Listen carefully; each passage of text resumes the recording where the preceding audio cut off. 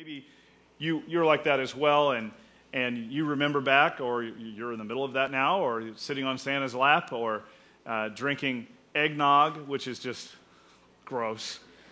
And now they put it with an eggnog latte.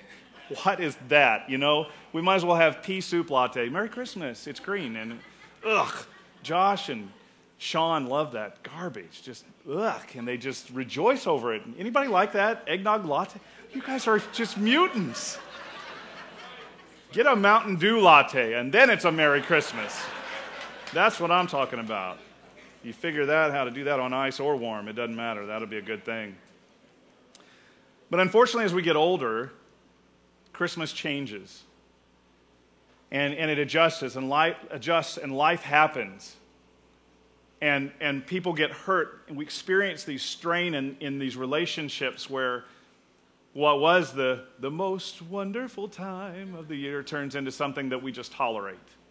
It's something that we try to get through. It's something that we try to survive the holidays.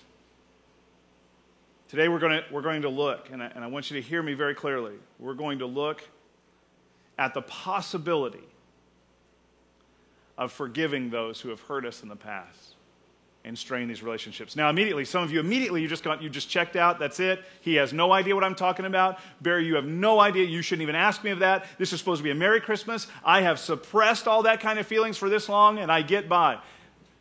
I didn't say that you need to do this. I would ask that we would consider the possibility of forgiving those that have hurt us. Because if you will just consider the possibility of forgiving those that have hurt you in the past, this actually could be one of the most painful and one of the most awesome Christmases that has ever happened in your life since the pain was inflicted. Maybe it was a divorce. Happened years ago. Maybe it was this year, and now you're facing the logistical nightmare of trying to be at 3 or 4 places in a 24-hour period, which is impossible because sometimes those are in different states because you're trying to deal with. And if somebody's always hacked off at you, there's always some family, why do you go there instead of here? Blended families and all that. Maybe there was a death in the family and all of a sudden you're facing an empty chair where last year there was a complete full table. Maybe you add in some strained relationships, some harsh words, some bad attitudes, some misunderstandings, and then there's always that one guy or gal, but it's usually a guy in everybody's family, the lunatic, the guy that's just crazy, the guy that always says the wrong stuff at the wrong time. He's the guy that's the radical. He brings an element of stress wherever he goes because he does all the wrong things at the wrong times. Everybody's got one of those in their family. They're hard to deal with. If you've got a psycho in your family, I want you just to raise your hand really high, unless you're sitting by. Now, everybody, keep your hands up. Everybody. Maybe in addition to that, don't put it down. Leave it up. If you've got one of those people, everybody's got one. Everybody's got one. Put your hand up. Leave it up. Just leave it up for a second. Just for a second. Now, leave it up. Look around. Look around. Leave it up. Look around. What do you think about those that have their hands down?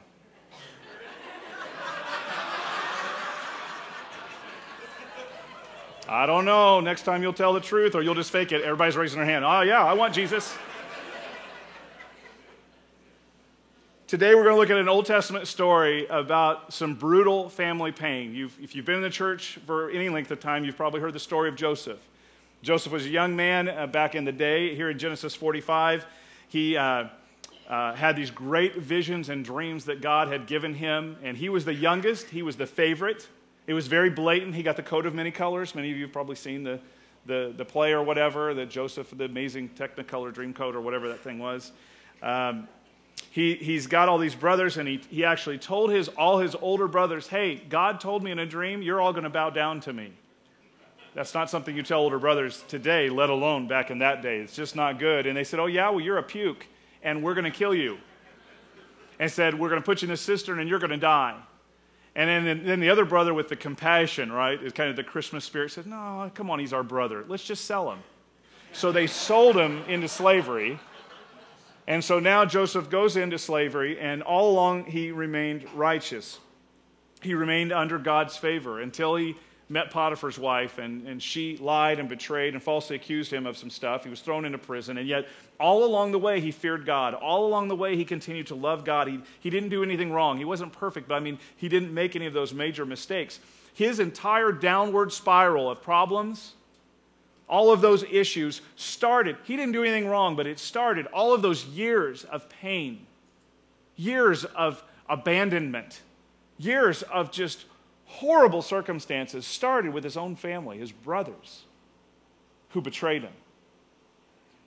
The counseling that he must have needed in the midst of all of that. Yet God was still inwardly working a very powerful work. God was positioning Joseph in the right place at the right time with the right people to surprisingly become second in charge of all of Egypt. Years had passed, and one day Joseph then came face to face with the brothers who had betrayed him. And in Genesis 45, we're going to see a snapshot of the pain. You can read the story later. We're just going to look a little bit at it. The snapshot of the pain this guy faced.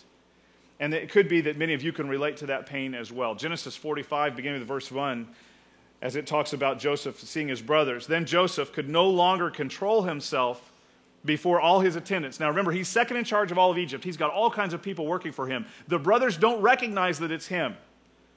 And he cried out, "Have everyone leave my presence." So there was no one with Joseph when he made himself known to his brothers. All of his brothers didn't recognize that it was him. Verse 2. And he wept so loudly that the Egyptians heard him, and Pharaoh's household heard about it. Joseph said to his brothers, "I am Joseph. Is my father still living?"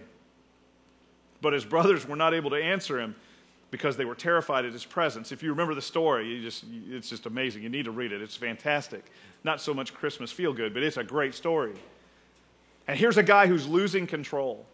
And he can't take it anymore. He's got to tell his brothers who don't recognize that it's him, but he recognizes all of his brothers, and he sends everybody out because he's second in command. He's divvying out the food. And he says, "Guys, I didn't even know you were alive. Is Dad still alive? I'm Joseph."